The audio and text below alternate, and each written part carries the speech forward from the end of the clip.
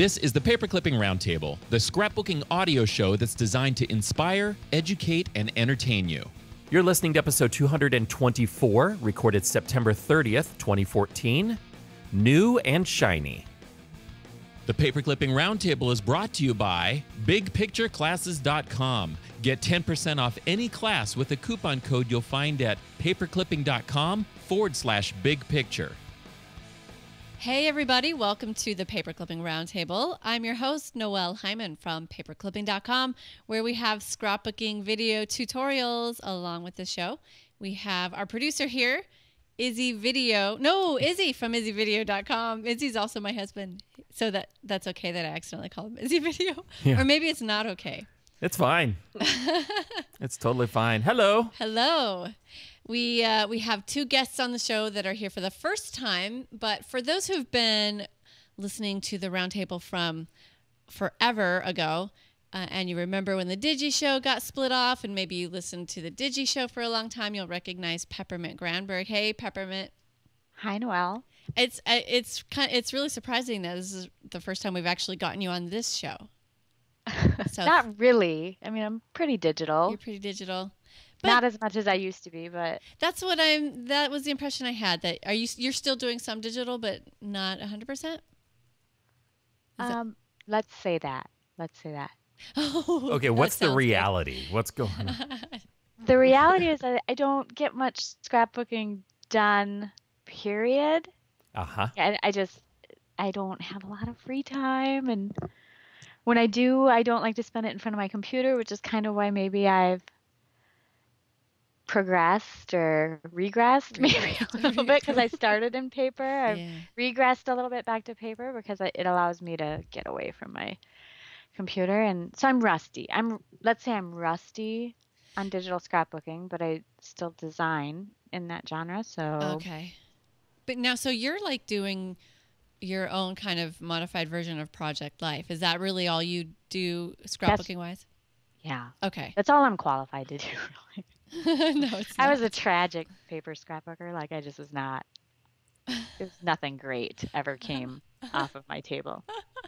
Well, I like your Project Life pages. They look like they're well formed and definitely not tragic. Thanks. Well formed was my goal. They're like design. I'm teasing, but like design wise, they're very nice.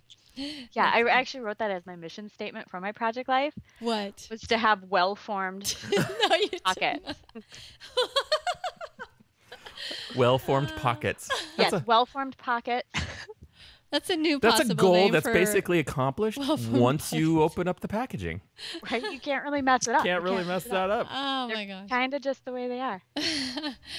We should introduce what your website is. It's onelittlebirddesigns.com, and it's a shop, right? I don't have a shop on there. My products sell at a consignment store called the Lily Pad. You have I don't sell off my site. On your menu, it says shop, and there's a little cart. Does that take you over to the other site? I'll take you over to the Lily Pad. Okay, got it. So you're just designing that, and then your website has your blog, and not the shop, though. Not the shop. The shop is housed elsewhere. Okay. How long have you been designing digital products? I think I want to say I'm going into my 6th year. Oh, wow. Cool. Ending up my 5th. Cool. Congratulations. Thank you. And then we have Melissa Shannon. Hey, Melissa. G'day, everyone. Thanks for having me on, Noelle. Thank you. Thanks for staying out, going to bed, and then waking up at 12-something in the middle of the night so that you could record with us at 1-something. 1 o'clock? Or was it 1 o'clock? Yeah. Yeah, 1 o'clock. Thank you. So a lot of people at Paperclipping will recognize Melissa because she's around a lot, comments and in the forum, and just you've been around a lot for a long time. I can't even remember how long. Do you know how long you've been hanging around with Paperclipping?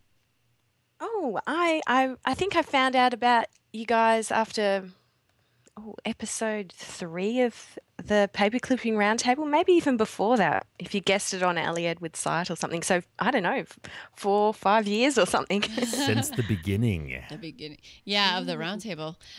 Yeah, and I would have thought even maybe before that, but I don't remember for sure. But you have your own website too, and you're a digital scrapbooker too, actually, but you're actively still scrapbooking digitally. Is that a judgment? No. No judgment. I mean, I could do it. I could throw down if I did. I am not going to get into a scrapping contest with you. It might take me My a couple pages days. are not well formed. So okay, Digital Scrapbooking HQ is Melissa Shannon's website where you can learn to scrapbook with your computer. You can learn Photoshop elements and stuff like that. Am I missing anything, Melissa? That's pretty much it. I also have, I teach and write over at thedailydigi.com as well. Okay. And yeah, I have a few classes everywhere, but Everywhere? That's not everywhere, but that's mostly where you find me is at Digital Scrapbooking HQ. Okay. All right, good. And Peppermint, I think I remember listening to a Digi Show episode where wasn't this you? Your website used to be called something on a stick, some frig. What was it? I just retired it last month. My blog was, you wouldn't have noticed it unless you looked in the URL bar really. But my site used to be on onelittlebirddesigns.com, and then my blog was on frickonastick.com, which was a domain that I've had since we were remodeling our house years ago. It's just a saying I say a lot. And then I just finally, when I redesigned my blog the last time, merged all that content and retired the old frick on a stick. I tried to give it to my son and he was like, no thanks. Because I was like, your name is Nick. You could be Nick on a stick or something. It could be really fun. And he was like, no thanks. I don't want your, secondhand URLs, Mom. And then I moved it all over there because I'm trying to be more professional, just in general. That's awesome. A Scrubs fan will just pay you a lot of money. Scrubs fans get it. See, it's like if you watched Scrubs, you know frick on a stick. But yeah. Oh, it's a Scrubs thing? Yeah, she used to say frick on a stick instead of swearing, and then later on she'd say frick on a stick with a brick. She would just keep adding more things that rhymed to the end of it, and so. Does our son Blake watch Scrubs? Is that the show he watches? Okay. Yeah, clearly we don't. So sorry about that. It's a really obscure reference from one episode. So Melissa got it. But it's just one episode she did it. Oh, this is a very wildly popular show back in the day. And so it's kind of embarrassing. We don't know anything. This is an area of pop culture that we're just not up to date on. No. Don't worry, Izzy, Go ahead, your husband? Sorry, my husband, Phil, he made me sit down and watch however many seasons in a row because I hadn't watched it when we got married. So that's the only reason I know. As a prerequisite to marrying me, you must watch every episode of Scrubs. There was I'm glad. You go ahead. Yeah, I'm glad he hasn't made me watch The Simpsons every episode because I have not kept up with pop culture in TV shows. Oh, that's funny. See, I think I watch too much TV now, but there was at least a decade or longer where I didn't watch anything. So I missed the whole Friends era. And what? But you've never seen Friends? No, Correct. I may have watched one episode once. Oh, I don't even know if it was a full episode, but I know I've seen a couple scenes. Yeah, and I didn't the whole 90210 thing. Well, that was a different. I think that was a different time. Though. No, it was some years before. But that was like I said, at least a decade that I didn't watch any TV. Yeah. Okay, let's. You might have missed something with Friends, but I don't think you missed much with 90210 from what I've heard. Yeah, I don't know how I would function just because it comes up so much. People reference Friends so much just in pop culture, and still to this day, I get lots of people who throw a Friends quote at me when I say something. I'm like, oh yeah, that's right, I remember that episode. Well, that would explain why sometimes I may be clueless to what's You're going why on. is that person shouting strange things at me? Yeah, that's me too. It depends on the circle you run in, I guess, because in my circle, I miss all the references to Doctor Who. So that's the one that everybody references, and I'm like, I don't know what you're talking about. So, but I do get excited when 42 comes up because I do know that. 42? You mean the number 42? Hiker's Guide. We went to books. I know, yeah. Yeah, but that's another cult. That's another cult kind of thingy. But I associate with the Doctor Who types. Should we read the mail? Yes, but first I want to say something to you other panelists as well as everybody listening to the show right now. Okay. You ready for this? I would like to say to you, Happy National Podcast Day. Awesome. Yeah. I saw we that. just happen to be recording on the same day that it's National Podcast Day. But the funny thing about this is that I don't think National Podcast Day really works for podcasting because podcast is always time delayed. Like nobody listens to podcasts on the day that they're recorded. So we're talking now about it being, but National Podcast Day, but they won't get it. Yeah, I mean, National Podcast Day will be over by the time. That's because that's the way podcasts work. You see what I'm saying? Yeah. So we're saying Happy National Podcast Day, and apparently it's September 30th. But it's also the paperclipping birthday this whole month starting tomorrow. So that does work for us because they've got a month. Happy birthday from the future. Thank you. Yeah. Thank you. The paperclipping will be 8 years old. Yes. So there will be a big, giant promotion Celebration for new members. And yeah, it's an exciting time for us. And I do feel like at this moment, I'm just feeling spontaneous and want to say that we will not have an episode next week. Oh, yeah, because it's fall break and we'll be gone. Yeah. Yeah. We will be gone. So we should mention that, all right. which we did. Okay, let's read some mail. Are you ready, Noelle? I'm ready. This is from Kara Vincenz, Yes. I think. She says, awesome show. 3 of my favorite voices with a big smiley face. And by the way, how many people did we have on the show? Because this could be awkward. 4, 5 if you include you and me. So 3 of her favorite voices, and there were 5 people on the show. Take that as you will. You see how I can find an offensive thing in anything? I'm really not good at this. naming any names, but 2 of you not a fan of. I'm just, yeah. One of them that I am a fan of, I'm not going to say who it is, but rhymes with busy. All right, I'm just kidding. She says, let's see, smiley face. It made a long drive a lot more entertaining with another smiley face. We got 2. Smiley face is the first paragraph. One is like such a huge grin. Yeah, the one's the just big, a happy it's the capital D smiley, emoticon. Yeah. I haven't ever used it. Vilna mentioned that her teenage daughters are more comfortable in front of the camera once they've gotten ready and done their makeup. Noelle or anyone else who has or had a teenage son, do you have any advice for making a teenage boy more comfortable? I have more photos of my son's hand as he holds it up to block my camera than anything. I've got a bunch more boys that will all be teenagers soon and would love to know how to keep taking photos of them. I feel like I'm missing moments in my oldest's life. With a frowny face now at that point. I would say that's a sad face. Okay. Which one way to express a sad face is with a frown. Well, I don't know. I mean, when we've got like capital D smiley faces and parentheses smiley faces, there's a clear difference there. So I do think we should be specific. Yeah, okay. So if you turn it sideways, it's clearly a frown. And then she says, thanks. So the question is, for teenage boys, what kind of advice do we have for getting a teenage boy to be more comfortable with being in front of the camera? Yeah, letting his picture be taken. Peppermint, has this become an issue yet for you? This became an issue for me about 2 years ago, where my son started throwing up hands in front of the camera, and he basically just dodges behind things or hits the floor. That's my favorite. He just hits the deck like someone fired a shot at him. He's just like, down, like, get down. She's got the camera out. And he's gotten very private, and I try to respect it. And I know it is kind of heartbreaking, especially when you're a memory keeper. And it's especially heartbreaking for me because I only have the one. Like, there's not backup kids down the road that haven't hit this phase yet. I don't have any younger ones that I can just focus on. He's my only one. And when he decided, you know what, I'm not comfortable, I think he would still be okay with me taking his picture, but he became very aware of the fact that they were going somewhere. Like, these might end up on my blog. These might end up in a gallery. I'm going to be talking about him.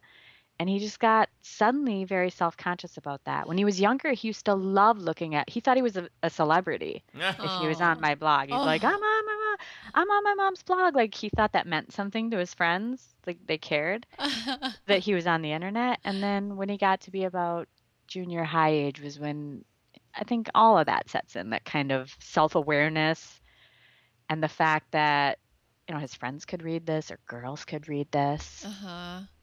So I respect it. It kind of is going to become part of what we talk about with the topic too, but I don't have any tips for getting him to take pictures because I don't want to trick him. I used to try to trick him. I had lots of people say, try to take like covert shots. Like you just hold your phone up sort of casually so he doesn't notice. I'm not that kind of mom. Like there's a little bit of trust lost there if I'm secretly taking photos. It's like watching him sleep at that point. Like it's just, if all of a sudden he's like, wait a minute, where did all these pictures come from? Now I'm just some sneaky person. Right. If he I'm already, like a stalker. You're like a stalker. If he's already not, feeling that or right. Because I tried that for a little bit, but then seriously, every time I would pick up my phone just to check Instagram or something, he'd be like, what do you do? What do you, I'm like, look, my camera's not even up. Like I had to prove to him I wasn't trying to take his photo. So that's called an anti-tip. That's like a tip of what not to do. But I wanted to say, I think that what happened for me was that this has become a time of scrapbooking a lot more about myself. So I can't focus on him as much, which was kind of easier for me. It was very easy for me to just chronicle his life and keep up with him and not really pay much attention to my daily life. And in order to scratch that itch, I guess, that memory keeping bug, I've had to find different ways to do it. And for him, I guess as a tip, I've let go of taking pictures of him, like his face, looking at me, smiling, participating in the photo. I've given up on that dream. It happens once in a while, but not very often. And instead I've been focusing on photographing the parts of his life. So I'm not going to be able to take a picture of him like at a scouting. He's really big into scouting. So he's going to put his hands up if I try to take pictures of him doing that. But I can take pictures of badges he earns, like on my desk or wherever they are, and still record them. He's just not in them. It doesn't have his face. But you do get a picture of him every once in a long while. Every once in a while, I can get a picture of him if I'm not trying. My husband's actually much better at it. But I can't really use those. They have this thing where my husband tells him to just go pose awkwardly in front of that thing. And then he purposefully does a very awkward pose. So we get pictures of him. Yeah. But then I'm like, I can't use these. Like, what is he doing there? I don't even, where's his arm? Like, they're just crazy. So we have those pictures of him trying to pick Einstein's nose or weird things like that, but they're still documenting his youth and documenting his teenage years, and we can look back on, remember when you hated the camera? That's why we have all these ugly photos of you. But until then, we talked to Tracy Clark once, and she kind of talked about focusing more on the objects instead of the person. And that's how I've been doing it. When I can't get pictures of him decked out before he belongs to some singing groups, I can't get a picture of him in that, but I can take a picture of his shirt and tie afterwards. Those sorts of photos, and still document it with words. So it's interesting that he seems to have no interest in being able to look back at those pictures of him in a singing group. Not really, no. Oh, yeah. He's still pretty young, though. I mean, I think about my three brothers, and I know they would have changed over the years. Yeah, that's true.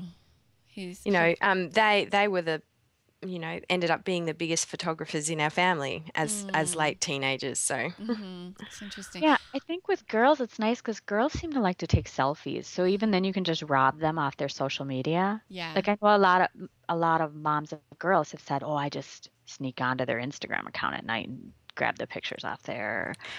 My son doesn't even take pictures of anything. He's not into social media. He doesn't use the camera on his phone ever. So it's all up to me. My son loves to shoot photos. He's really good at it. So I do have photos that he's taken, and sometimes I'll scrapbook those. But he doesn't really take selfies or pictures with his friends. That just seems kind of like a lame thing to do in his mind, I guess, at least for now. But and everybody's different. But you he's know? in all of our family photos without an issue. No, he's we comfortable being on the camera. He just doesn't go out of his way to do it. Well, no, he doesn't go out of his way. There was a short time, and like everybody is different, so I'm not saying this works for everybody, but there was a short time where he didn't want to be in the pictures, but I was able to, like, we looked at some recent family photos, and I'm like, that's where he noticed he was gone, and the other kids were in it, but that's also, he's not an only child, so he could see that more easily. Like, oh, my brother and sister are like all over these photos, and I'm gone. Yep. Can't play that card. No, Well, see, honey, I love your brother more because he lets me take pictures. I can't do that. So that ended up for him being the no, don't take pictures of me was like hardly existent. It was a real short phase just because he saw that really quickly. And then, but he is kind of different too from the other two kids where they'll pose and get really cheesy, and he's more like, I'm going to just keep doing my thing. You can keep shooting pictures while I keep doing whatever I'm doing. And so I end up with a lot of like, they look like real natural. Yeah, they are natural, but a lot of them aren't really usable either. So I have to find a good natural one. That's what I get. The times that I am able to take a picture of my son, it's usually because he's doing something else and he's like, fine, but I'm not posing for you. Just, he'll be doing his homework at the table or something. And sometimes I can pull out the camera and get some shots of him, but they're not great pictures of him. I don't get to like see his full portrait like you would if he posed for it. It's funny because in his toddler years, I tried so hard to get him to not pose. I'd be like, you don't have to throw a big cheesy grin on your face when I have the camera out. Just keep doing what you're doing. And I'm just going to take some pictures of you. Yeah, now it's... And now it's the opposite, where that's all he'll let me do. And I'm like, just one, smiling at the camera. Yeah. Look like you wanted to be in the picture. I don't think we're really helping Kara at all. Like Kara wrote and said, what tips do you have? And we're like, not much you can do. Kara has sons coming up, so she's got more than one. So maybe she can try my tip. It's the only one I can give because it happened to work great with our son Blake. He will smile if I ask him to. It's just that he doesn't like go out of his way to be cheesy and get in the camera, So I would recommend she try that. See, sit down. Hey, let's look at these pictures. And oh shoot, don't have any of you haven't been letting me take your picture. Maybe see if that works. I don't know, because most people are curious to see themselves, I think, in photos. Also, nothing motivates like guilt. Guilt is a good motivator. But I don't think you need to put any guilt on them. Oh no, it just needs to be strongly implied. No, I'm just kidding. You know what? Make people feel guilt. They feel it themselves. Yeah, if you can if you can use guilt as an inception, an emotion that grows within them. That's funny, but I do think most people are curious to see what they look like, don't you think? And they're like, you look for yourself in a picture, right? A group photo. You're like, okay, where am I? You don't say that out loud, but you do. Most of us do. When you sit down to look at pictures, you're like looking for the ones you're in to see what you look like. And if you're doing that and then you're not there, I don't think that's a guilt thing. I think that's maybe I want to be in some pictures kind of thing, But I know not everybody is the same, and some people really, I can understand. Hopefully for you, Peppermint, that'll be a phase that eventually ends. The photo fairy is a good motivator too. I mean, if you're in your family, you celebrate with the photo fairy, and that is that every night that you let your photo get taken, you find $1 under your pillow. Well, I was going to say, my son is not motivated by guilt. Like, guilt rolls right off him. But money is a very powerful motivator. Well, there you go. So if I could somehow say, okay, $10, I get to take as many pictures as I want, and you look like you like it, he might actually go for that. That might be worth something to try. That's funny. All right, we're going to take just a minute for our sponsor, Big Picture Classes. I saw today there's a new workshop up that is called Catch Up with Project Life. And when I say catch up, I mean catch up. And what I think is interesting about this one, catch up with not like dip it in ketchup. No. Have your ketchup with project. What I think is interesting and kind of different about this one from the other ones I've seen around is that this one is really literally about catching up, going back and, filling in those empty spots that you ended up skipping or helping you to get, if you didn't skip and you're like still, 5 months back and refusing to do the present until you've done the past. It's to help you get caught up. Ooh, let me get on the right page here. Oh, shoot. Izzy, help me out Awkward here. silence. Here we go. Okay. Yeah. That was helpful. I said awkward silence while you found the Draw page. attention to it. Okay, so this class is taught by Annette Herring, Megan Anderson, and Trisha Harrison, and it's 3 weeks, and it's got a few purposes. It's to help you get over that whole guilt that you're probably feeling if you are, have issues with being behind, and also it's to help you tackle some of those common trouble areas that a lot of people run into, which is the reason a lot of people get behind or end up with holes and gaps and things. And so after 3 weeks, you should have some finished layouts that fill in those missing gaps. They'll help you organize and print your photos and like kind of come up with a process so that those are ready for your projects in your project life. There's like the photo management ideas that they'll be sharing to help you keep productive over the long term and keep it going more fluidly. And then there's they're going to help with the organizing the workspace so that you get more use out of your creative time when you're actually trying to do your project life. So it sounds like that this isn't the goal of the class, but it sounds like there's some beneficial things even for besides project life. So I think a lot of people have that issue, and it might be something to look into if it's something you want some help with and need some extra motivation and some tips. So it's called Catch Up with Project Life at Big Picture Classes. Izzy, if they want to go check that out or see what else, because there's a lot of other live workshops and self-paced classes and projects, how should they go take a look at these? Here's how you do it. You can support the show by going to paperclipping.com/big picture. You'll find an affiliate link there. Please click on that affiliate link before you go shopping over there. You'll also find a coupon code that you can use to get 10% off your total purchase. And once again, that's paperclipping.com/big picture. And we'll also have a link in the show notes for this episode. Okay. So we are actually going to continue talking about project life, but we're going to talk about doing it your way, whatever way works for you. And we kind of gave a little bit of a hint of what's coming up with Peppermint, the things that we've been talking about lead into her doing it her way. But I want to start with Melissa. Melissa, you're fully a digital scrapbooker. I am. So I'm 100 or so pages a year. Yep, all digital. 100 mostly. or so pages a year. You're prolific. Nice.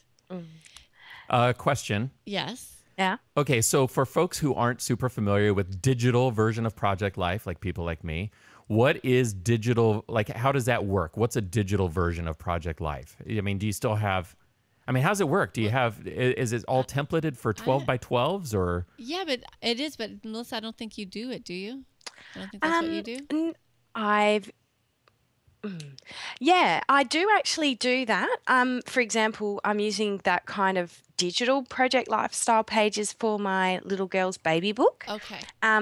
So Izzy, to answer your question, with digital project life, you can do it with templates, or you can just literally open a blank canvas, drag in the cards because they're all set to size already, and then just make your photos clip to the cards, and it's pretty easy. I've actually. Yeah, so that is digital project life. If you want to do it 12 by 12, it's totally easy to just drag your cards on there. You don't even need templates unless you want them. Do you? Which one do you do for your little girl? So for my little girl Lucy, I'm doing a digital pocket style. Using the Baby for Her kit. Okay. And but as you were saying, Noelle, I do use the physical products as well. Yeah. So how will you share how you're using those, because you're not doing the basic standard type of project life with your regular pockets. You're doing something else with them. Yeah. So with my physical project life supplies, I'm actually using them to get through a huge mountain of memorabilia. That's what I'm using them for. I have collected lots of bits and pieces over the years, and I scanned some and put them on digital scrapbook pages, but I just couldn't bear to part with the originals. So I thought, what a perfect answer. I can use the pocket pages and I can put that memorabilia in, and then I use the journaling cards to sort of write about them. So how many?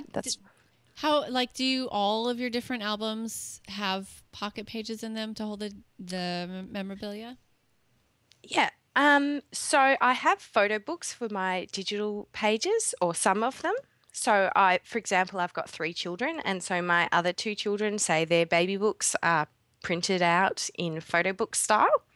But then I've got, I think it's about 5 albums now, and I've got some digital pages printed in 12 by 12 page protectors, and then I've got lots and lots and lots of pocket pages in there too. So do you mix them up, like you'll have a digital page, maybe about such and such event, and then you have the memorabilia next to it, or how does that work for you? Yep, that's totally how it works. And to be honest, probably I've got about 300 digital pages that I still need to print out. So at the moment, if you say went to Mother's Day 2014, I've got all the cute cards and stuff in a pocket page. But the scrapbook page isn't actually printed yet. So when that's printed, I'll just pop it in there. Okay, yeah.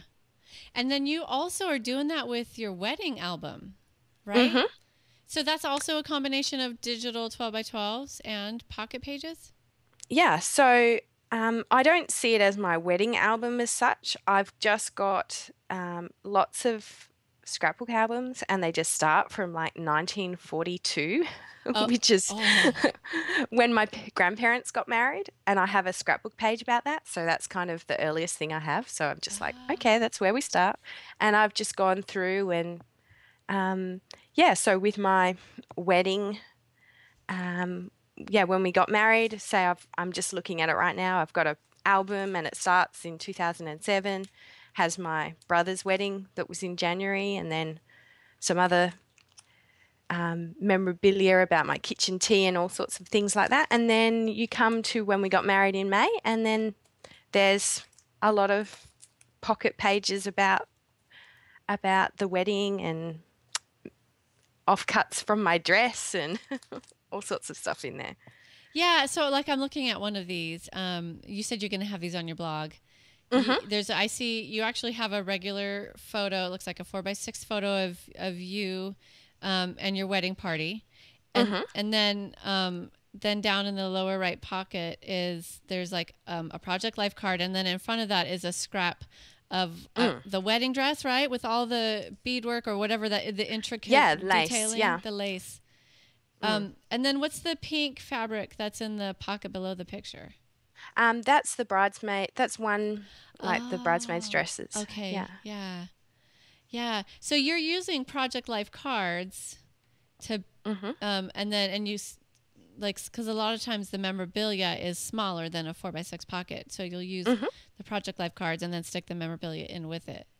Yep. So where the bridesmaid's dress is, I've got a 4x6, and then I've got a piece of chiffon glued onto that, with some tape, glue tape, and then I've got a Project Life card, 3x4 on the left-hand side, and I've written about choosing the dress and the bridesmaids' dresses on there.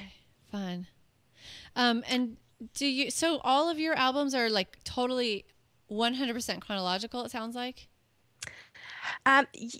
This series of albums is 100% chronological, yes. So I have got lots of photo books printed, and they may or may not be chronological. But then I've got American Crafts ring binders, and they're all just in chronological order. Okay. So and they're not divided by person or anything. It's just date, just date order. Right. So your wedding will pop up in there, and then it will move on to the next thing that happened after the wedding that you took pictures of or whatever. Yeah. So I've got honeymoon. You know what? For our honeymoon, I've even got some real quote traditional scrapbook pages that I did in 2007 or 8 or something. Yeah. And then it goes to pocket pages with all the memorabilia about that. And then there's a digital page in there. And then there's another digital page. Yeah. Get the idea. So it's a complete mishmash. Okay. So Peppermint, did you go, how did you make the jump from doing digital scrapbooking to doing Project Life? Well, I never wanted them to be mutually exclusive. It was kind of for like just a departure, I guess, from digital. I wasn't digitally scrapbooking much to begin with, purely time constraints. Uh-huh. And it was new. I don't know, it was new and shiny. And I really wanted to try it out. I tried when I first started, my first one was in 2011, I think it was. I tried a 12 by 12 and it didn't really work for me, that format, and trying to do all of our family memories in there. So I kept trying unsuccessfully to fit it into my memory keeping. I feel like this year was the year I finally figured out its place. Okay, and you're feeling good about that. So will you share what you're doing and how you made it, what ended up working for you all of a sudden? Yeah. I do 6 by 8 is my album size. And I did my first 6 by 8 albums last year. That was kind of when those albums first started coming out. Snap came out with them, and I was like, well, maybe since 12 by 12 didn't work for me, the smaller size would, because we're a pretty small family. We don't do a lot. I mean, to be honest, not a lot happens around here. And so I was finding it really hard just to fill that big album. And part of that problem was that I was taking it too literally. Yeah. You can make it whatever you want it to be. And people kept telling me that, like, it doesn't have to be weekly. You don't have to do 2 pages per week. But there never felt like a good cutoff point for me. I was just having a hard time with that format. So the smaller one, I thought, I can do this. And so last year I started the 6 by 8. And then if you would have asked me at the end of 2013 whether the albums were finished, I would have said no, because like in the promo for the class, I just had a lot of gaps in there. Like I had kept up and made it through the end of the year, but not fluidly. Sometimes I would work on the present because I was stuck on something in the past and I skipped around a lot. So at the end of the year, I had made it from January to December, but there were lots of empty pockets that weren't finished up. Okay. So that was kind of where I figured out what I needed to change, because I knew I wanted to start again in 2014. I had enjoyed that departure from digital, from getting away from my computer and playing with paper things again in like a less intimidating format. Those little pockets are just they feel carefree. Like, if you mess it up, it's just like a 3 by 4 pocket. It's not a whole 12 by 12 page, so it's not as intimidating to me. Yeah. And I tend to like things smaller anyways. Like in my scrapbook pages, I'm much more minimalist to begin with. I don't do a lot of edge to edge scrapbooking. They're usually very small compositions. So I like working in that format, but I still was struggling to get an album finished. Like that was always my hang up, is I wasn't getting it done. With the 12 by 12. Even with the 6 by 8, I just was not filling in gaps. There were still always things that got left. So then what did you do to fix that? Well, this year when I was deciding, it was kind of like it was like a do or die moment where I had to decide whether I was going to order more albums for the year or not, or whether I was just going to abandon this, because I tend to throw the baby away with the bathwater. Like, this isn't for me. I can't do it. Obviously, I'm a failure at this, and I'm just not going to do it. But I still wanted to, so I decided to just pull those 2013 albums. I had 2 of them with a lot of gaps with Post-it notes in them, and kind of look at which things made it in there and which things didn't, because obviously some things were making it in there right away, and then figure out where the gaps were that I was having a hard time with. And they were always the things that were the whole family. Like I wasn't sure how to get them in there. I felt constrained by the number of pockets. I felt like there wasn't enough room for me to tell the story, or I didn't have enough photos to tell the story. And I kind of figured out that it was all about scale for me, that there are moments in my life where that scale, that pocket scale, feels too small. And those still need to be full layouts. Like, I'm not going to replace my layout making with them. And even if it takes me years to get to those layouts, I know that's how I want them to be recorded. That's what those are. But then there's these other things in my life that were making it in every month without fail. And I was always happy to make them, and I'd sit down excited to make them. And those were like the little moments that I wouldn't have documented otherwise, because they'd feel kind of embarrassingly huge to make a whole page about. Yeah. But they felt fine in the little pocket, and they were all just little things about my life, whether it was, it wasn't always a photo, but it could be a funny quote, like from a TV show I'd watched, or what book I was reading, or just a tag I liked, or the wrap on my coffee, all those kinds of things that just inspired me or made me happy. And those always made it in. Those pockets were always full, and they had embellishments on them, and I would put my journaling on there. And if I pulled out all the stuff that was empty and condensed the whole album down, then it was an album of me. It was an album of my year. And that was stuff I wasn't documenting otherwise. And it felt good in that scale. It didn't feel like, oh, how indulgent is this? I'm making a whole album of me. Because it was just a 6x8 album. It's just, It sits on my desk. It doesn't take up a lot of space. And I can work on it. And I kind of had to figure out, I don't have to say like, I'm only doing Project Life or I'm only doing layouts. I can pick and choose where these things are going to go. I can divide them out and put them in the right compartment. Did you actually go through that physical action of condensing one of your older albums? It had all those gaps and you condensed it, and then you realized it was mainly you? I left like Post-it notes saying, oh, this is where that photo of that thing's going to go, and I have to put the journaling card. And sometimes I would shove things in the pockets. And so I decided I'm going to go through empty space by empty space. And either if I see what's supposed to be in there, I'm either just going to print the photo or the card or whatever and get it in there right now, like no more messing around, or I'm going to decide it's just not getting in there, and I'm going to pull that note off and move everything forward, because I'm not going to leave these gaps in here. So I just did that. I just went and I'd look at it, and sometimes things were like, well, that wasn't even that important to me anyways. I'm not going to spin my wheels trying to get it in there.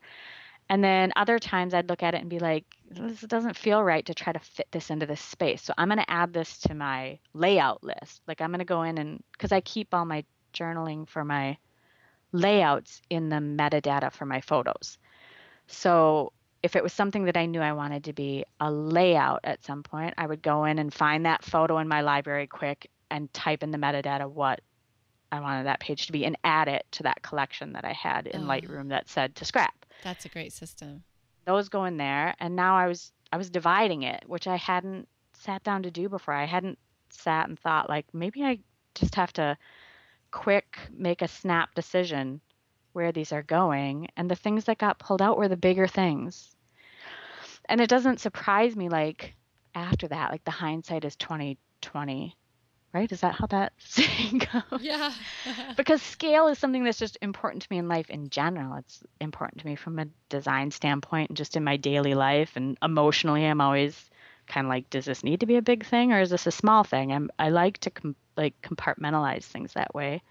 I just hadn't applied it to my scrapbooking to say, okay, this can be little moments and this can be big moments. Mm-hmm. And then relieve the pressure of trying to fit things into a format that didn't work for me. Yeah. So with it being mainly an album, the Project Life album about you, does it feel almost like a journal? Yeah, it really is. It's like my diary. I love that. It's where so I wouldn't visual. normally put those things. I wouldn't normally document those, but I do now. And I love looking through it. And I think part of me was like, I can't do that. I'm a mom and I have a kid and I have a family, and I can't just spend my time making stuff about me. Like I need to get everybody in there. But I'm also kind of like, you do what makes you happy. And that was what was obviously making me happy, because it was the only thing getting done. Yeah. So rather than beat myself up about the fact that I wasn't doing what I used to do, which was all these pages a year and getting all of our events done and all of our memories scrapped, just do what I could. Just do what I had time for and what I enjoyed doing. And because you're still documenting by putting the journaling and the metadata of the photos. I think we feel like it has to be in some decorated format, but it doesn't. It's really just a story, you know, with it's the words, and that's good enough too. And eventually you can go back and scrapbook those. Right. I picture this faraway day, this long period of time where I'm just going to be so bored and I'm not going to have anything to do, and I'm finally going to catch up. Are your Project Life pages divided by month? I do a monthly format because that works for me, because some months are bigger and some months are smaller. I tried doing in real time, but part of it, I'm just always behind anyways. And then also, if the whole month hasn't finished, like if I don't know the start and end point, I have a really hard time planning, which I kind of figured out. So once the month's done, it's much easier for me to figure out how much space I need because the month's done. Oh, okay. So I can divvy it all up. If I try to do it in real time, I'm always afraid that I'm going to like wind up at the end with like 2 empty pockets. Like if I'd just done 2 more things, I could have finished them up. And that's too much. That's debilitating for me. It's like a paralyzing fear for me. So I do the months. I keep track of them because I'm always a few months behind, but I do keep track of them digitally. I keep a list of everything that'll go into my album, so that at the end of the month I can just pull it up. Wait, you keep you keep a list in terms of a list of what your memorabilia is, or a list in terms of the memories or the thoughts or the events or that you all of it. I do it in Excel. I love Excel. Wow. I love spreadsheets. So I have this it's not even elaborate. I have an Excel spreadsheet where I just put the date, like at the end of the day. I put the date and anything. And if it's like, if I know there's something that I have that needs to go in it, like a business card or a tag or something, I just write that in a notes field, like tag. If it's a status update that I know I posted on Facebook and I want to put it in there, I'll just type on Facebook so that I know where to go look for it when it comes time to make it. So it's basically just a date, what the thing is, and then a column where I put whether it's a photo, a status update. If it's in I keep a folder for memorabilia that I dump it all in so it doesn't take over my desk, or I'll put, in the folder so that I know to go look for it. Okay. I think this might be a paper clipping first, where somebody says that they're using Excel to track what they're going to be putting in there. I think that's seriously a first. Yeah. I wonder how many people do that, because it makes sense. But I bet there's a whole group of people who are like, oh, I love that idea, because they're very, organized like you seem to be. Yeah, I talked about it on my blog. I tried many different ideas. I tried like the printable type organization system where you write it all down and you can plan it out in the pockets there. I think I've tried every method that I've come across just to find one that works for me. And at the end of the day, I was like, you know what? I'm an Excel girl at heart. I love spreadsheets. They make sense to me. Just going to do that. And I can plan out all the pockets. I have like cells merged to plan out the pockets. So I just reference them. So I just go into the cell that something goes into and hit the equal key and then reference the cell. And at the end, it's all complete. And I just have to go down. Plus, that's so awesome. I mean, the huge benefit here, though, is at the end of the year, you can look back and say, I experienced a 40% increase in the number of Facebook posts that I included in my Project Life. And you could do a waterfall analysis.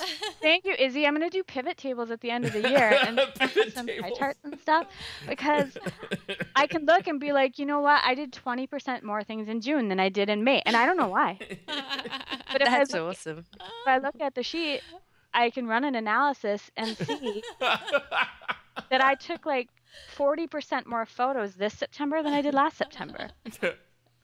And why is that? Then you have to analyze why. Is that? Like, what did we do? I could really break this down. Like, I see the potential to really micromanage my life through my Excel. We should do a whole show on Project Life analytics. We should. Yeah. Well, let me get my pivot tables made. Melissa. Oh, how funny! I called you your last name, Melissa. Is your personality type like this? Like, does that appeal to you? The idea of having everything on a spreadsheet? Oh, I wonder if she's crazy. Is that? I'm trying to say nice words. You know what? That I can totally see that happening. I have used spreadsheets for all. Okay, I'll admit that my husband and I made because we had a long distance relationship, and so when he visited town, we had a spreadsheet to say whose house we were going to and what was happening, like for the time he was in Perth, and so it totally disappears me. So, but I don't do my pocket pages that way at all. It's like if I'm putting stuff in a pocket page protector and that doesn't fill it up, just put some cards in there. Well, I mean that too, but I mean, what if I get to the end of the month and there's 3 pockets? Now I have 3 filler card pockets that could have been like dispersed through the month. But you don't just move? I would just move my things. Yeah. Oh no. Oh, I just actually I had a full body reaction to that idea. Oh. I need to know it. I'm such a type A person in that regard, and that I need to know. So I don't like surprises.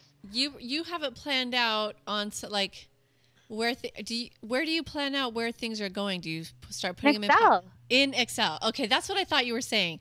So you really figure out what is going in what pocket in Excel. The diagrams in Excel by merging cells and outlining them so that they look like all my project life configurations that I can do. So I just copy and paste them. Okay. And then fill in the square. Wow. Wild. I'm feeling very vulnerable right now.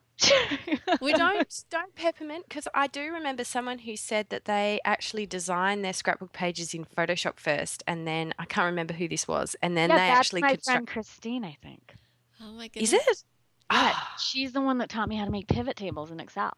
You see, you're not alone. It's totally normal. No, I mean, that's when I think about architects and designing houses, and I think I can never do that because I don't feel like I can, when I see it, drawn out ahead of time, like when you think about the numbers and laying it out ahead of time. The whole pre-visualization. Yes, the pre-visualization. I'm lacking in that. Like I need to start doing. And so I'm blown away by somebody, like, it's a skill. That'd be funny. So how's that house coming along? It's pretty good. I put up some walls, didn't like them, so I took them down and put up some other walls.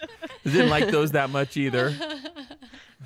But it made me wonder, Melissa, with you, because you're not just your wedding, but it sounds like throughout just life, you do a combination of digital layouts with the memorabilia. So if you have memorabilia for something you want to scrapbook, you do the layout and you have a pocket page for the memorabilia. Is that correct? Mm-hmm. So how do you decide where the journaling is going? Does it always go in a pocket, or does it always go on a digital page, or does it sometimes go on one or the other, or both? Okay, well, I guess the process is something like this. I have a shelf filled with memorabilia, and I decided I'm not going to add more stuff to that shelf. So from that point in my life, I had to start doing something else because there was no room. So basically the process is I go through my memorabilia, I get rid of stuff, I purge it, then I kind of put it all down, like I would say, like place it.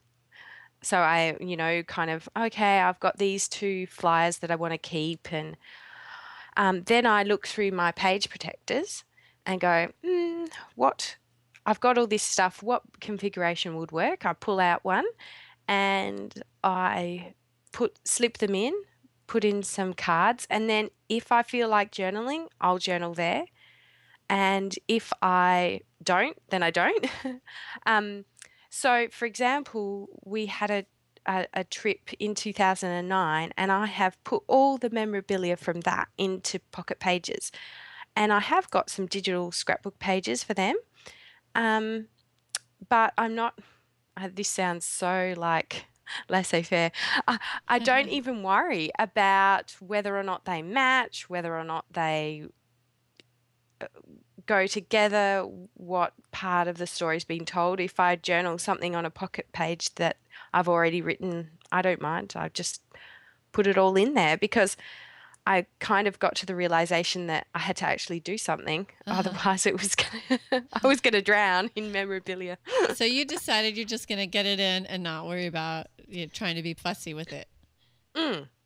So with the wedding stuff, that because I've documented that in some other different ways, like I had a wedding kind of album that's more like a bound book that got given to me. So I've put stuff in there, and kind of all the leftover stuff that I couldn't part with is what I've put into pockets. And yeah, I've got a few journal cards in there, and I've got a few with my wedding, I probably don't have a lot of digital scrapbook pages. So it's just mostly the memorabilia in there. Okay. Yeah. Well, and I'm looking at your memorabilia, Peppermint. Well, I'm looking at one of your pages. I'm actually specifically looking at April 2014. And I have to say, I'm feeling envious of you, because when I was trying to figure out what is project life to me, and how do, how do I still want to scrapbook full pages. So what goes where? And for a while I thought this is going to be more like, my life from my perspective, sort of, similar to what you're doing, but I didn't end up doing that at all. And and I'm looking, and one of my favorite things about project life, the way that I use it, is the memorabilia and collecting the stuff from life and putting it in. But I still end up with way more photos. Like, mine's still way photo heavy, and I'm looking at your pages, and there's so much memorabilia, and it just makes me kind of jealous. And I start feeling self-conscious because I don't have very many photos at all. Same here. I look at other people's, and I'm like, oh, look at all the photos, and oh, look, their kids like photos. Aww. Look at that. But I struggle with that. Yeah. I struggle when I'm looking. I usually lay out 2 pages on my desk, and I leave them out all the time. I'm more apt to work on them if they're just laying out. And sometimes I'll walk into my office in the morning and be like, there's only one photo. Like, I'll just notice all of a sudden that there's not a lot of photos. But that's the way it is. I'm much more, even on my scrapbooking pages, the photos, like, it's not a deal breaker for me. I've done just as many pages without photos. And I'm not worried about it if there isn't one. I'm much more a words person in general. The journaling is always way more important to me on my pages than the photo, which is why it's okay with me if I take a picture of my son's game controller as opposed to taking a picture of him playing a game, because I'm just wanting to write something about him, and I don't really care what the photo is, but I have a thought and I want to get it out of my head, and I want it to be documented. And so I think that's what's happened with my project life. Is it's like there doesn't need to be a photo for it. Yeah. I just I want to get it down so that I remember, and I think I'll remember so much stuff, and I don't. Right. Especially about me, about the things I did, or the exact times when things changed for us, or I made a decision, those kinds of things. I don't always know those, and I really enjoyed looking through 2013 and seeing how much of me I documented without even really realizing it. Yeah. Well, I mean, there's so much here. I see you do a lot of a lot of writing down. Well, you're typing it really, but there's a lot of stories here, written stories. But I love memorabilia too. Like, to me, it's such a capture of time, and so I love seeing this. Like, and I'm looking at some of the stuff you've saved, and Melissa, I'm curious about some of the stuff you saved too. Like, I see you have. Who you voted for, it looks like, for city council president. Like, that blows my mind. I love that. No, that's my mom. My mom ran. And so that was one of her campaign. Oh, that's awesome. Things, which I had the vote results on there. I wanted to make sure that I had that documented. Oh, okay. Okay. That's cool. And then you're like the final Suki book. Am I saying it right? Suki. Yeah. The things I'm reading always make it in there. I think at the bottom of that post, I have a QR code for my son performing, which is one of the times he makes it in there is when I managed to tape something at school. So I had a video of one of his singing groups performing. Oh. And I include the QR code so that I can just pull it out of the pocket and scan it, and he can watch it on my phone. He likes to watch it. Don't even ask me. I mean, seriously, have this conversation all the time. Like, you like to look at things that you are in, yet you won't let me take the things that you're in. Like, wait. You're struggling to rationalize with a teenager? When they gave me the manual on the day I had him, it never really said anything about that. Oh. It stopped at the end of the first year. Yeah. But so there's hope then. That means there's hope. If he likes to, when he does get in it, he likes to see himself there. So maybe he's like me. I'm very much someone who doesn't like all the attention focused on me. Mm-hmm. And he's that way too. If he's in a group, I think if the family was bigger and it took some of the heat off him, he'd probably be a little, feel like he could blend in a little bit more. Yeah. So you think it's part of it's the actual experience of like standing and posing for the photo? Yeah. It's that awkwardness of having everybody looking at you, like expecting something of you. And I get that because I have that too. And so that's why I think maybe I'm a little more compassionate with them because I don't like having my photo taken either. I'm just the kind of person who wants to pull someone in too. Like, hey, get over here. We're taking pictures. I don't want it to just be me. I want it. Yeah. So, yeah, I like QR codes. I love QR codes. They're my new favorite thing. I include a lot of them in my album. What do you use to make them? I use a website called I think it's called QR Stuff.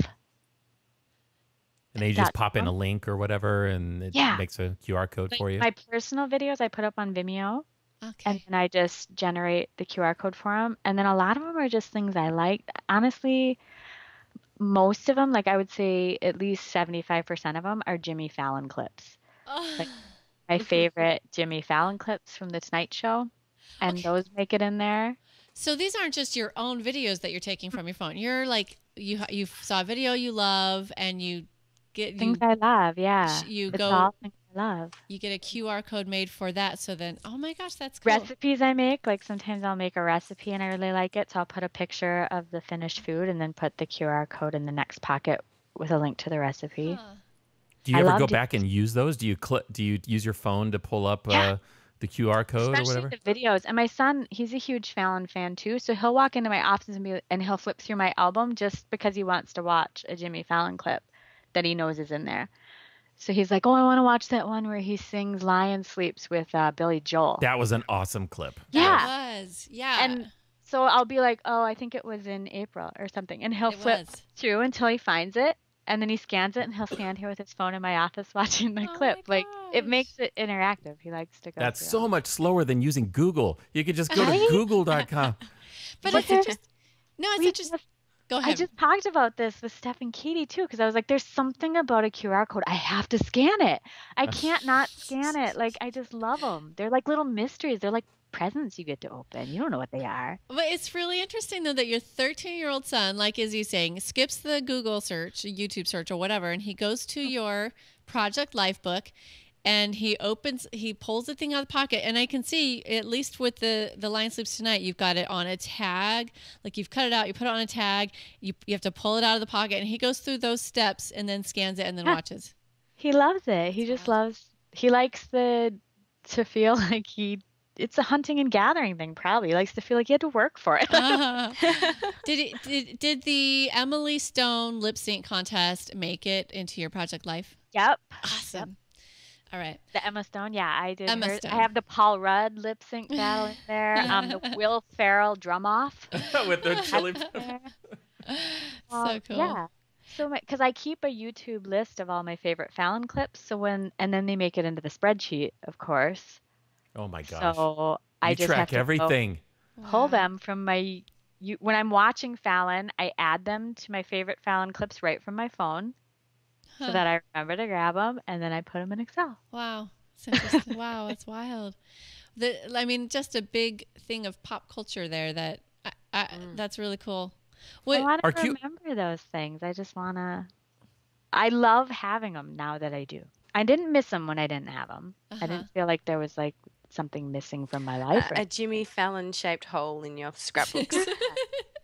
And it didn't bother me that I wasn't keeping track of what I was reading in my life, but I really like now knowing. I like knowing the things, being able to look back and remember like, oh yeah, I was reading that book. Yeah, that's cool.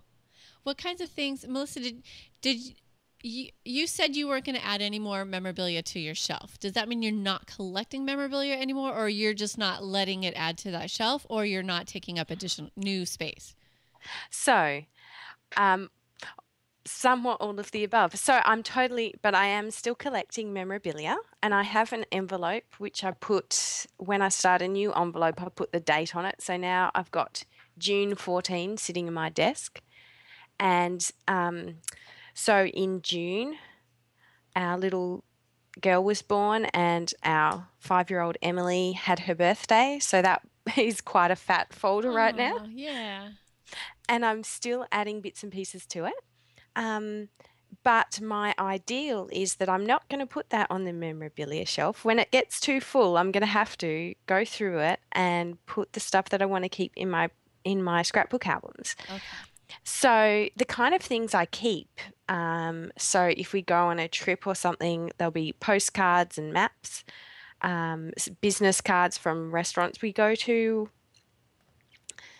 tickets from movies or something like that, because we go to like 2 movies a year. Well, talking about wedding stuff, I actually have my tiara from our wedding in my Project Life album. What, the actual tiara? Yes. How did that happen? Well, did you bend it? No. So it's not like a Princess Diana tiara that's huge. It was just like on a little slide comb, and it's beaded, so you can just kind of fold it, the wire folded down. So I was like, hey, I could probably put that in one of those memorabilia plastic sleevey things that Becky Higgins makes. So it's in there. I'll take a photo of you so you guys can see it. And I've also got our insurance, like the rings, the sort of valuation on the rings is in there. I've got CDs from our wedding reception, because we got married in 2007 and we used real CDs for music, would you believe? So I've got a, from the office supply shop, I got a pocket page protector that you can slip CDs into it. So those are in there, because I couldn't bring myself to throw them out. Why? I don't know.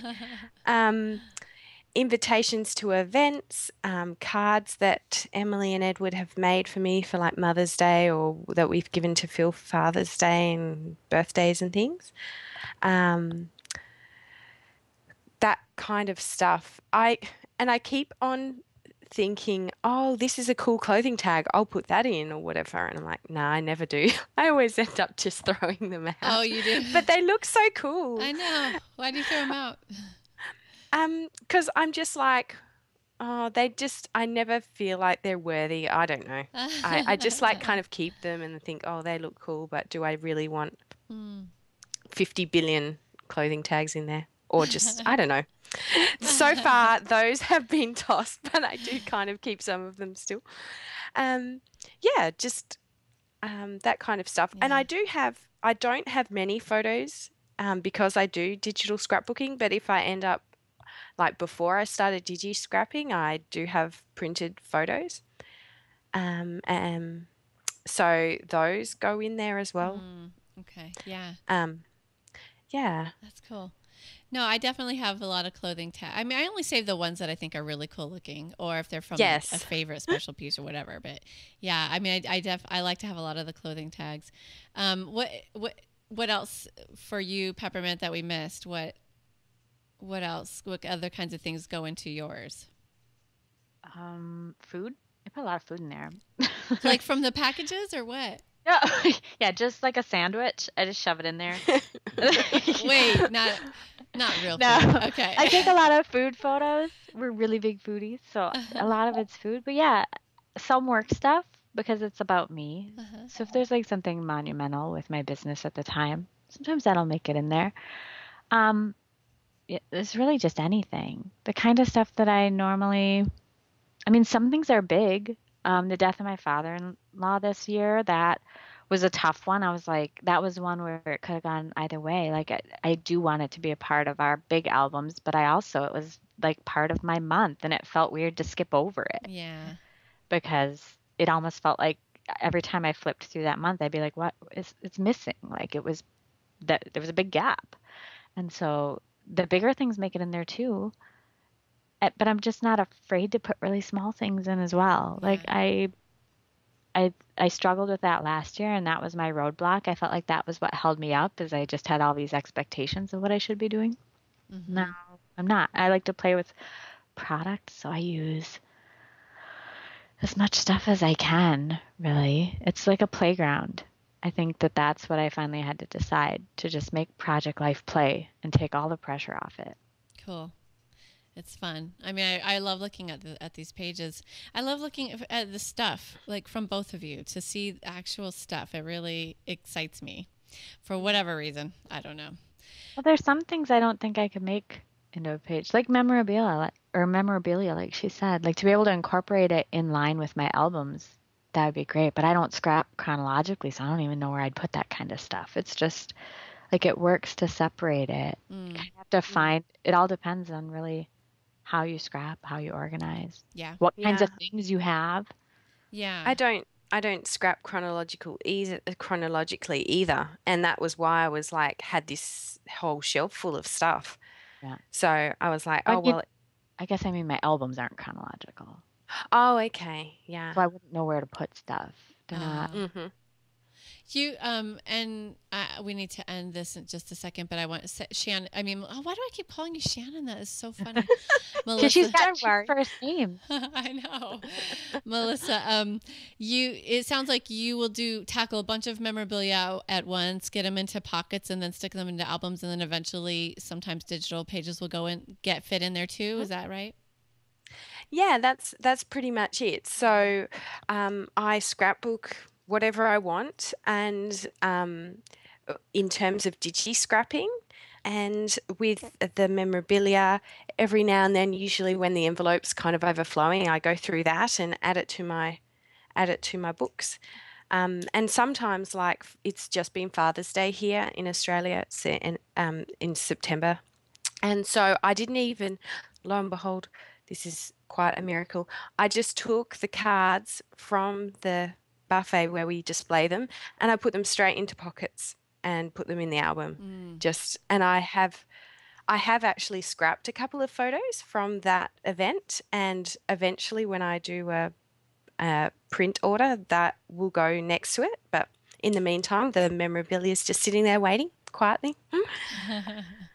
Cool. All right. Well, it's really interesting. I think you both do things a little bit differently than what we see most often. So it was fun to get a different take. And I think we all have such different needs or different interests and different ways of thinking and stuff and different lives. And so it's nice to see a different way to use different ways to use these products so that we can think about how they might better fit our lives, or what we can do, to better fit our own situation.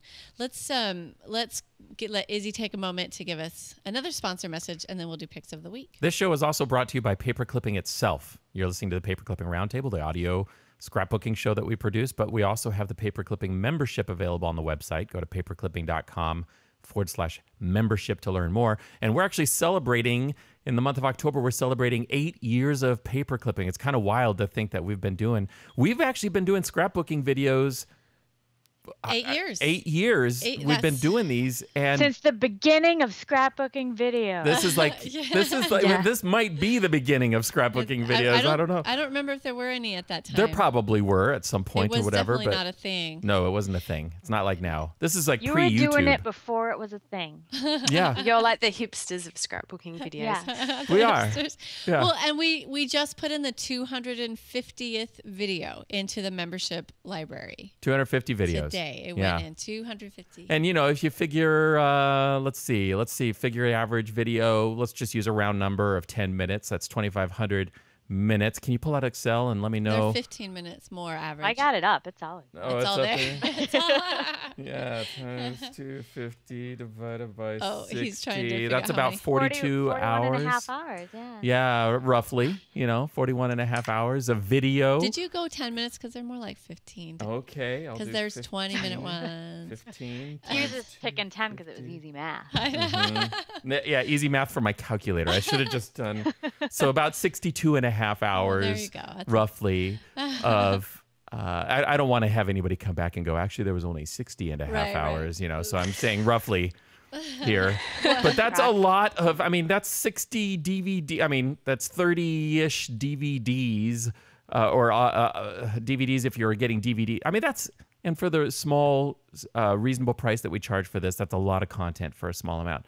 So I mean, there's a lot of stuff in there. There's stuff about design, techniques, how to use certain products, ideas for using up your stash, ideas for organizing. Seems like organizing and using up supplies, those are huge topics, and there's all kinds of different stuff in there. There's stuff that, Noelle had this, has the system she calls flexible templates, which is kind of related to the idea of sketches, but also more flexible. And of course, Noelle, if you know Noelle, you know that she likes lots of flexibility, lots of freedom when she's making stuff.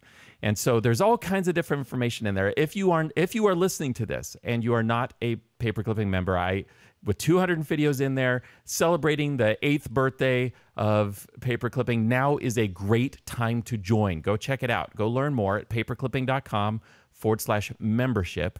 And we say thank you so much to all the members who make everything that we do possible. We love you, and thanks for being a member. Okay, so paperclipping.com/membership. Thank you, Izzy. You're welcome. Picks of the week. I have one. You do? Yes. Do you want to go first? Yes, I'll go first. Okay, well, give everybody a chance. Okay, so my pick of the week is Storehouse for the iPhone.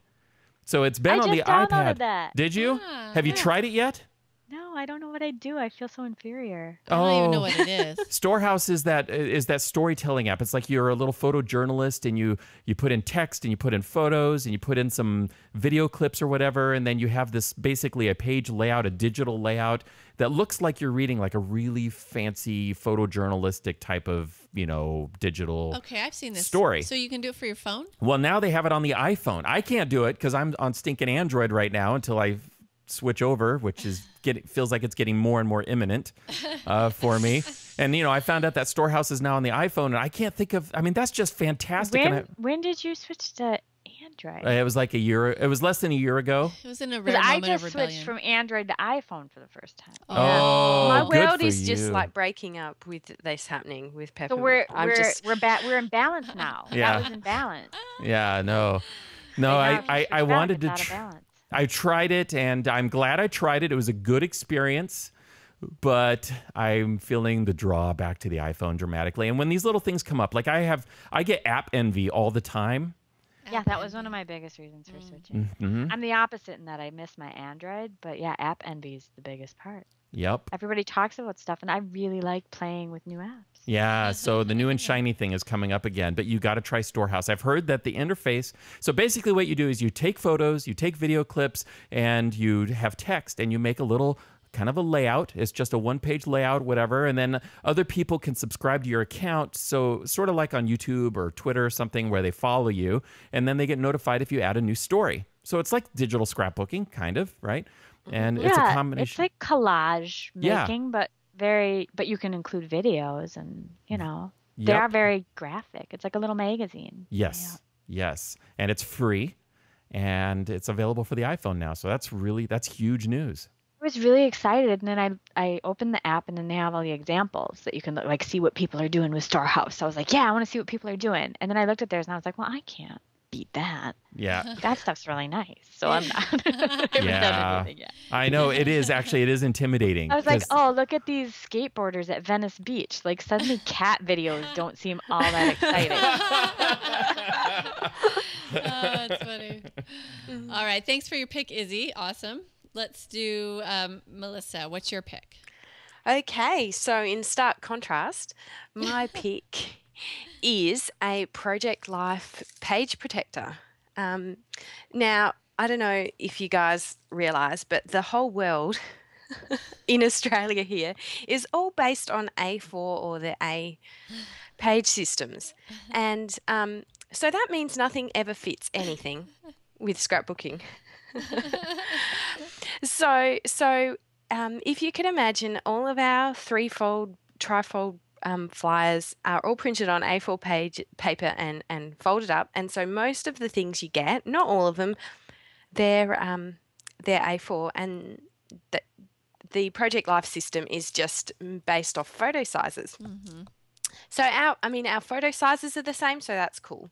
So I am constantly searching for page protectors that will allow me to put my memorabilia in without having to cut them up and glue them, because I'm not a paper scrapbooker really. I'm not into cutting and gluing so much. So My pick is this Design L page protector. And I was very happy when I discovered it, because up till then, the only page protectors I could get were the just American Crafts brand.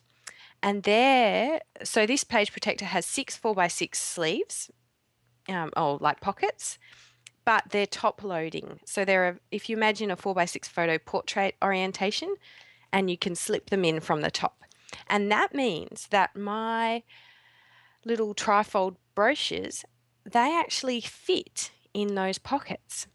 And so if you have a 4x6, you slip in your brochure and the top of it is hanging over the top, but it's not too bad and it makes my life a lot easier.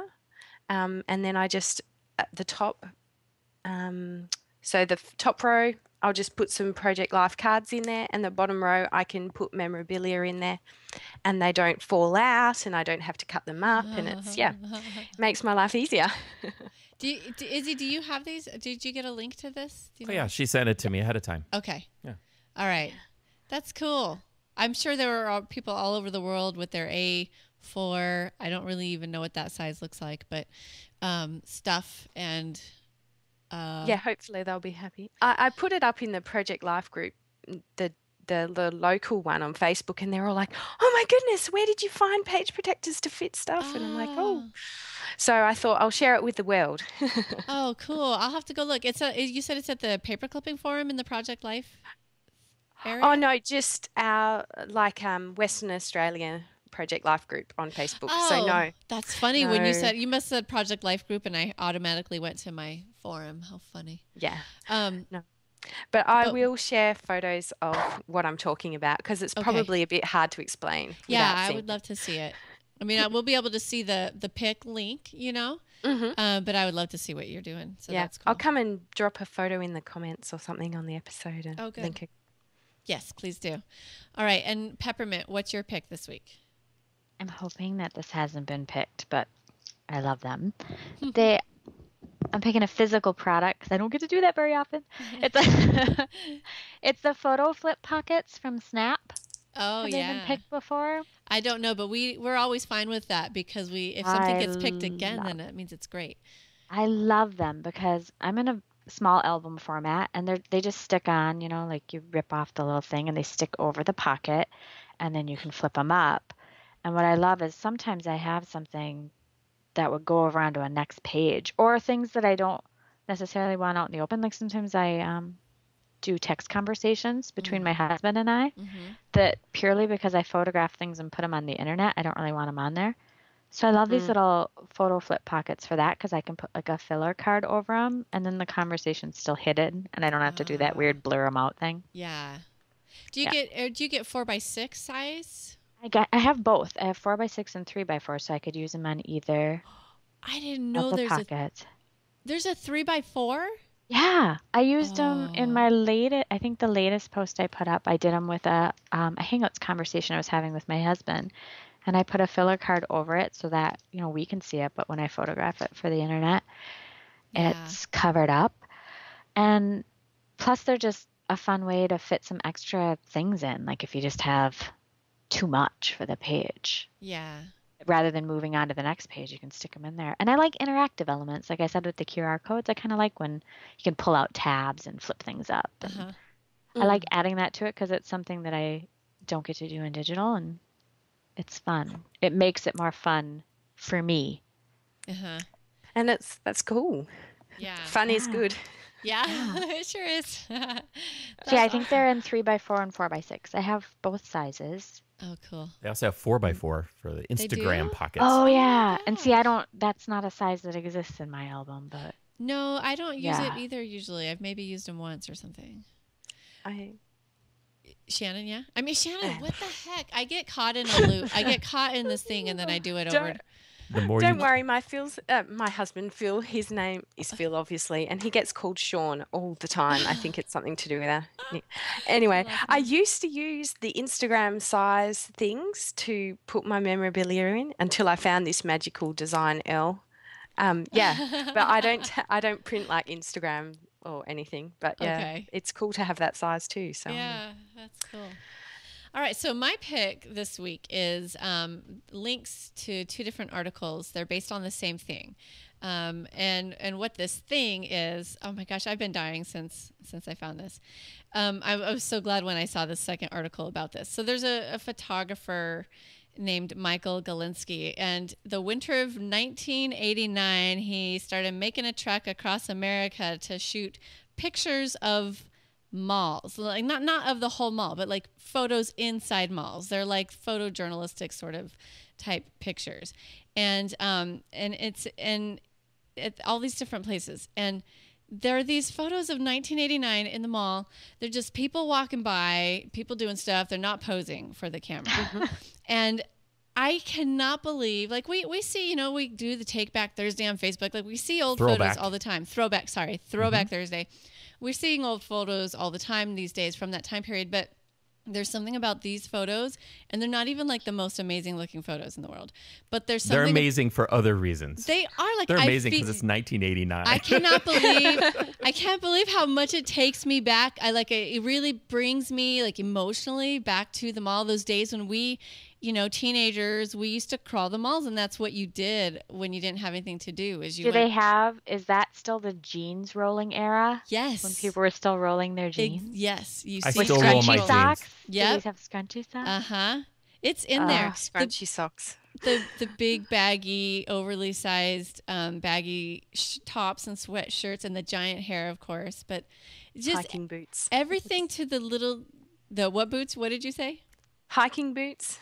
Hiking boots. That one I didn't have hiking boots. No, but I did wear those little white canvas sneakers all the time. Yeah, like the little white canvas. They were good for nothing. They fell apart almost instantly. Yeah, they were like they're water soluble. By Keds. day, That's what they were, right? Keds. Keds. Yeah. Yes. And then the big oversized tennis shoes too. Like there's so much in here. There's a lady with her child, and he stopped to look at the TVs, and it's a wall of TVs, and Ferris Bueller is in every single one of them. And just like this guy with a red Coca-Cola t-shirt and his 3 layers of 3 gold chains, Like I wore all the gold chains too. I was like Mr. T. Like I pitied the fool who didn't like my gold chain. Oh, it's so funny. I mean, it's at Tape World. There's a store called Tape World. It's so funny. It's so weird. It's not just like funny to laugh at the way we used to dress back then and did crazy hair back then, but it fills me with this weird feeling of being there again. I feel like I remember things that I never would have remembered, or it's a visual of something I forgot existed, So there's 2 different links because one's great because it's just a long column of these photos, and then the other one has a few other additional photos. Also, all the people smoking inside the mall, that'll blow your mind too. So, I remember that. Yeah. Like I don't remember it until you said. You start thinking about it. You're like, oh yeah, I remember. Or when everybody's phones had cords on them. That's fun, yeah. And the guy with the crop top of Mickey Mouse, and it's like his belly's showing, and his cool, not really cool acid wash jeans, but also like just the little things in the stores and the way they're decorated. It's like kind of bizarre. But back then it was like so awesome. So awesome, yes. So it's just a fun, and the reason I felt like bringing that up as a pick because, well, for those of us who were back then, it'll take you back and it'll spark some memories. I really had a fun conversation on Facebook with old friends from my mall days. But not only that, but I think it's really good. It's a good example of why you might want to kind of step back and get a little bit more in the photo. And this was a conversation that I had in the forum. When we did the Asian episode, some people thought that I was saying, well, how come your pages don't, like when I was like, how come your pages don't look Asian? Like they thought I would be like, hey, look, we're from Asia. Look at our Asian culture. Like that's not what I was saying. But I think what I was saying is sometimes as scrapbookers, we get in tight and we take these beautiful close-up photos, but I feel like there's so much missing. And if we pull back and like capture the culture, it's so rich. There's so much. But when we're in it, we're thinking about a lot of times is like making a really pretty page with a close-up. Can you imagine if all those photos were black and white instead of color? You'd miss a lot of the 80s. Yeah. Totally. You would. Good point. It's all in the color. 80s, Well, so much of what they teach you in photographing is to get in and frame it. get in and frame your subject tightly and eliminate all the background noise. So yeah, it is a good reminder that you should let the noise in sometimes. Yeah, I mean, there's a balance. Yeah, and there's a lot of noise in these photos. Like I said, they're not the most amazing in terms of, but they're photojournalistic. They tell a story big time. Did you probably? Oh man, when was this? A couple months ago. You probably saw that there was an article going around on the web that was all about how. I think I saw it on petapixel.com. I'm not sure, but it was all about how there's a trend right now where people will hire photojournalists, experienced photojournalists with 20, 30 years of photojournalism specific experience to shoot their weddings. Did you hear about this? And so instead of hiring wedding photographers, they'll hire photojournalists, and the photos are totally different. I mean, they're definitely wide angle. Like a documentary type standpoint. Yeah. You're getting the whole thing. The people and what is going on in their minds because of those facial expressions that get captured, or the dancing or whatever. Yeah, it's just it's a different experience. I mean, you look through them. Yeah, I'm sure. If you're a photojournalist with 30 years experience, shooting someone's wedding has got to be kind of like a sobering experience. And yeah, it's like the first positive thing you shoot this year. Especially if you wind up with like a real bridezilla and you're like, I was shooting starving kids. And then you've got this woman who's freaking out because it's her lipstick's the wrong color or something, and you got like the perspective of it would be like, I gotta get out of here. Like, interesting. I gotta run for the hills. Yeah, that's funny. You've seen like some real stuff. Well, and I think you would see some interesting relationship dynamics too. The in-laws or the the ex-boyfriend. My question about your pick, Noelle, is what do you think motivated this photographer to decide, you know what I'm going to do for the next year is I'm going to go to the malls across America and document what it looks like, take photographs of what it looks like inside the malls. That's interesting to someone years from now. What would be the equivalent today? Like, what would it be? Well, because malls were a big thing for a short period of time, like the indoor mall, at least in the United States. I'm sorry, Melissa, I don't know what it was like in Australia. But, what would be the equivalent today? Like Starbucks. Really? Everybody goes to Starbucks. That's the thing. Yeah. But not for kids. That's like teenagers. Adults. Yeah, the kids. Well, they stay at home and get on their phones on their and phone. Snapchat. There's not really like a gathering place like there was back then. Yeah. You know what? I think that's an improvement. Now I'm thinking about it. No, I loved cruising the mall. That was what you did. You did. After school, you're doing their homework. If you go to the mall. You meet your friends at the mall. Hey, we're going to go to the mall?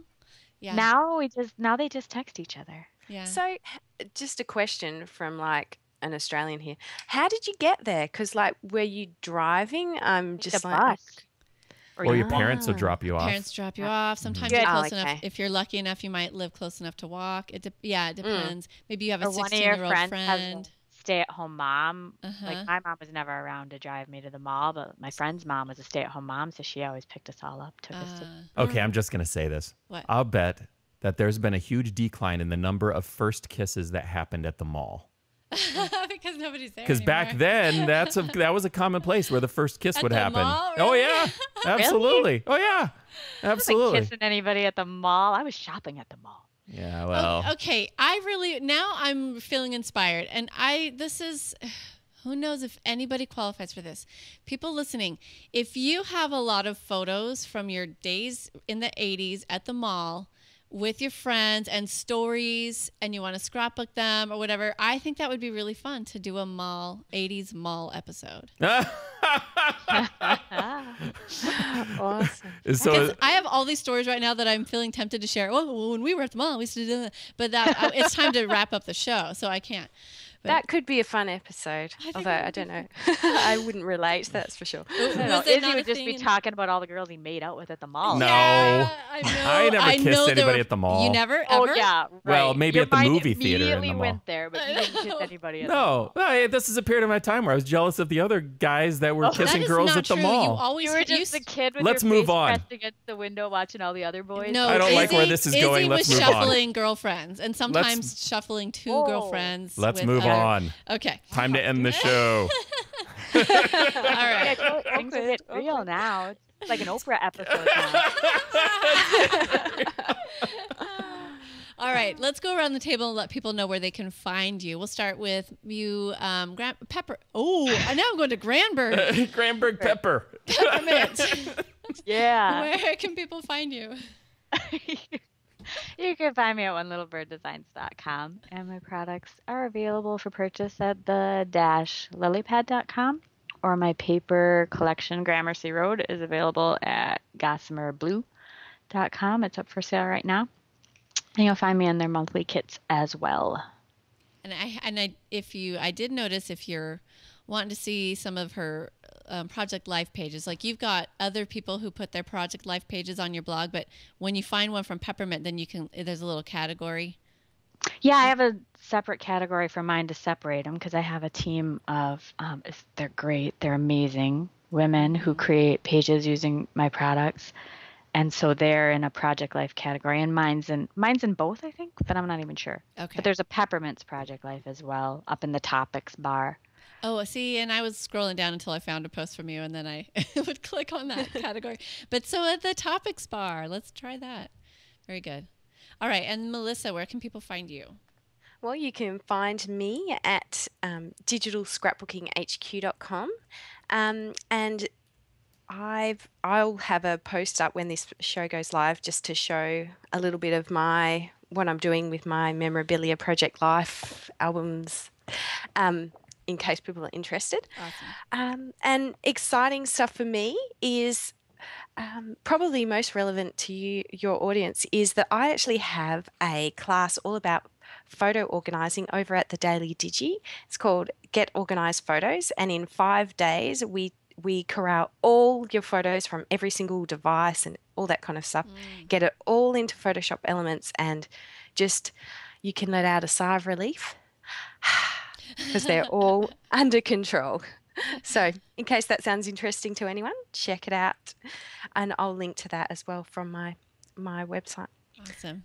Very good. Izzy, where can people find you? This would be a good time for me to promote the new product that I have coming out for the scrapbooking industry. And this is a product, the trend right now is for people to basically encapsulate their lives into stories. And there's no, story is a big thing. In fact, Ali Edwards, I think her new slogan is craft your story, for example. Mm-hmm.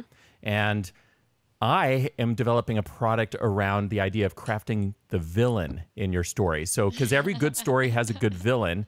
And so my product will help people identify who the villain is in their life and how they can capture that villain. And this is, by the way, this is a product that I expect to release on April 1st, probably in 2014, in 2015, probably most likely. And you just blew my mind. And so it's going to be, I think I'm going to call it, I don't know. I'm looking for available domain names right now, but he's taking suggestions. I think I'm going to probably call it Craft Your Villain or something like that. So that's coming up. So if you've been having a hard time identifying the villains in your life, I am going to be able to make that a lot easier for you. Anyway. Is this like you snap a group photo and then arrows point at the bad person? Or yeah, what? Well, that's a great idea. I'm going to add that in there. Do you mind if I steal that from you? That's a good one. Well, I mean, you can just pay me. Oh, okay. Like a finder's fee. A finder's fee. Okay. Well, we'll talk Yeah. afterwards. We can negotiate more. I'm really good at spotting evil, so I might be able to work on some sort of algorithm. I don't know if there's anybody better than me at spotting evil. She's got Excel spreadsheets. I don't know. She's good at tracking evil? That sounds like. Yeah, I could. This is going nowhere. I should probably move on. So. Anyway, people interested can find me at izzyvideo.com. And you can find me at paperclipping.com. And like I mentioned earlier, we have a brand new video in the membership library. And it's kind of a sort of almost a part two, sort of. I shared a lot about having story albums and putting having an album that documents a whole story. And recently we did one that, where you have a very clear story that's pretty obvious, but a lot of us don't have. A lot of us have it like themes, but there's not an obvious story line or a story arc. And so this one is dealing with those types of albums where we want to make them kind of feel like a story, but there's not really a clear story there and what you can do with that. So you can find that over at paperclipping.com with a membership. You can log in and there it is. That is it for this week. Ladies, thank you so much for being on the show. We will see you Thanks. all. You're welcome. Let's do the awkward thanks where I accidentally cut off Shannon. Oh my gosh. Melissa, I'm telling you, if I do something wrong once, I will do it continuously for the rest of the show. That's the thing lately. It's okay. I know you know what my name is. It's fine. That's it for this week. Let me end again and make this maybe the second most awkward ending to an episode we've ever done in the number of years we've been doing it. Thank you so much. I can't remember how I'll see you next time at the table.